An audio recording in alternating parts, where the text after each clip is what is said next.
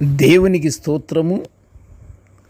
అనుదిన వాక్య ధ్యానమునకై ఈరోజు 2025 సంవత్సరము జూన్ నెల 28వ తారీఖు. ఈరోజు ధ్యాన వాక్యము పరిశుద్ధ గ్రంథము నుండి ఇర్మియా ప్రవక్త రచించినటువంటి గ్రంథము 23వ అధ్యాయము 24వ వచనాన్ని మనం ధ్యానించుకుందాము.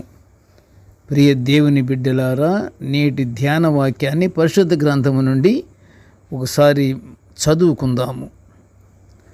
నాకు కనబడకుండా రహస్య స్థలములలో దాగగలవాడెవడైనా కలడా? నేను భూమ్యాకాశముల యందంతటా ఉన్నవాడను కానా? ఇదే యెహోవా వాక్కు. ప్రియ దేవుని బిడ్డలారా, యెహోవా దేవుడు భూమ్యాకాశాలకు దేవుడన్న వాస్తవాన్ని మనము ఇప్పుడు ధ్యానించుకుంటున్నాము. కనాను దేశంలోని విగ్రహాల్లాగా యెహోవా దేవుడు కేవలం స్థానికుడు కాదు, యావత్తు సృష్టినే సృష్టించిన అద్భుతకరుడు, ఆశ్చర్యకరుడు, బలవంతుడు. అందువలననే ఆయన భూమ్యాకాశాలకు దేవుడై ఉన్నాడు. గనుక ఆయనకు మరుగైనది ఏదీ లేదు. మనం అనుకుంటాము, మనల్ని ఎవ్వరూ చూడట్లేదులే, అయ్యో మనం ఎందుకు భయపడాలి, ఎవరున్నారు ఇప్పుడు, ఈ తప్పు చేసినా ఈ దొంగతనం చేసినా ఎవరు మనల్ని చూడట్లేదే అనుకుంటాము. ప్రియ దేవుని బిడ్డలారా, ఆయన దేవుడు సర్వవ్యాపి, ప్రతి చోట ఉంటాడు. అంతేకాదు, ఆయన అన్ని ప్రదేశాలలో ఒకేసారి ఉంటాడు. ఆయన మన అన్ని దిశల్లోనూ మనల్ని ఆవరించే ఉంటాడు. నేను ఆకాశమునకెక్కినను నీవు అక్కడ ఉన్నావు, నేను పాతాళమందు పండుకొనినను నీవు అక్కడ ఉన్నావు అని కీర్తనకారుడు 139వ సంకీర్తన 8వ వచనములో దేవుణ్ణి కీర్తించటం మనం చూస్తున్నాము. సముద్రపు లోతుల్లో దాక్కున్నా సరే ఆయన అక్కడ ఉంటాడు. ఆయనకు కనబడకుండా ఉండే రహస్య స్థలాలే లేవు కదా ప్రియ దేవుని బిడ్డలారా. మన మదిలోని ఆలోచనలు కూడా దేవుని చెవులకి వినపడతాయి. మన హృదయాలలో కూడా దేవుడున్నాడు. మన హృదయాలోచనలు దేవుడు స్పష్టంగా చూస్తున్నాడు, వింటున్నాడు. ఆయనకు కనిపించని స్థలము లేదు. ఎలాగంటే ఆయన భూమ్యాకాశములను సూర్యచంద్ర నక్షత్రములను ఏర్పరిచినవాడు. ఇంత పెద్ద సృష్టిలో దేవుడు మానవునికే ఎంతో ఆధిక్యత, ప్రాధాన్యత ఇచ్చినట్లుగా మనం పరిశుద్ధ గ్రంథము ద్వారా మనము తెలుసుకుంటున్నాము. మనస్సు ఎల్లప్పుడూ ఆనందంగా ఉండాలని, ఎల్లప్పుడూ నవ్వుకుంటూ ఉండాలని, ఎల్లప్పుడూ తోటివారితోనూ, అందరూ మనతో ఉన్నటువంటి మనుషులందరితోనూ నవ్వుకుంటూ ఆనందంగా ఉండాలని దేవుడు మానవుని కోరుకుంటున్నాడు. ఈ విధమైన ఆనందము, నవ్వు సృష్టిలో దేవుడు ఏ ప్రాణికి ఇవ్వలేదు.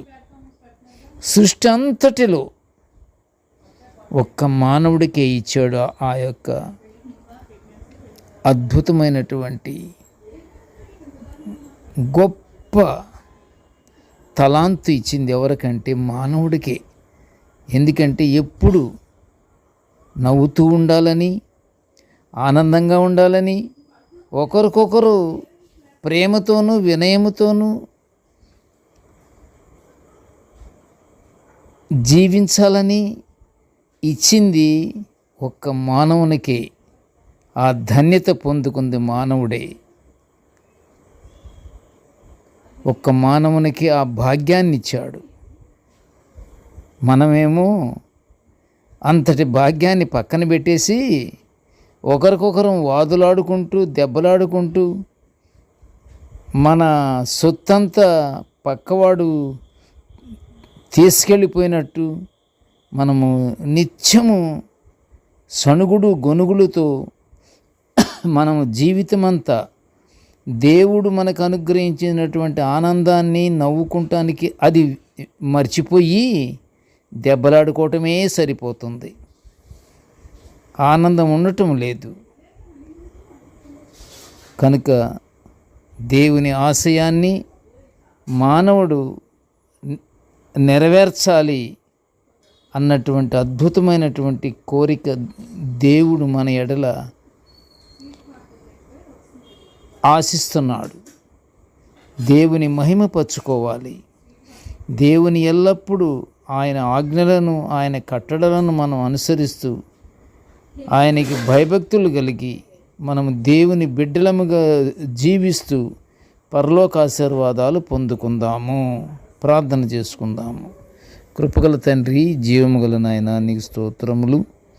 తండ్రి, నీ దివ్యమైనటువంటి వాక్యాలను మేము నిత్యము ధ్యానించుకునే భాగ్యాన్ని మాకు అనుగ్రహించినందులకు నీకు ఘనమైన స్తోత్రములు తండ్రి. అయ్యా, నేటి ధ్యాన వాక్యమును వినుచున్న ప్రతి బిడ్డను ఆశీర్వదించు నాయన. తండ్రి, నీవు కనబడకుండా ఉండే రహస్య స్థలాలు ఉన్నాయా అని మేము అనుకుంటానికి కూడా మేము అర్హత లేని వాళ్ళము తండ్రి. ప్రభువా, నువ్వు ఎక్కడనూ తండ్రి, ఏ చోటనూ తండ్రి, ఏ సమయంలోనూ తండ్రి, నీకు ప్రార్థిస్తే మా ప్రార్థన ఆలకించే తండ్రివని మేము నమ్ముకుంటూ మా జీవితాలను తండ్రి నీయందే మేము ఆనందంగా ఉండే భాగ్యాన్ని మాకు అనుగ్రహించమని ఈ మనవులన్నీ యేసయ్య పుణ్యనామమున వినయముగా వేడుకొంచుంటున్నాము తండ్రి. ఆమేన్. దేవుడు మనల్నందరినీ బహుగా దీవించుగాక. ఆమేన్, ఆమేన్, ఆమేన్.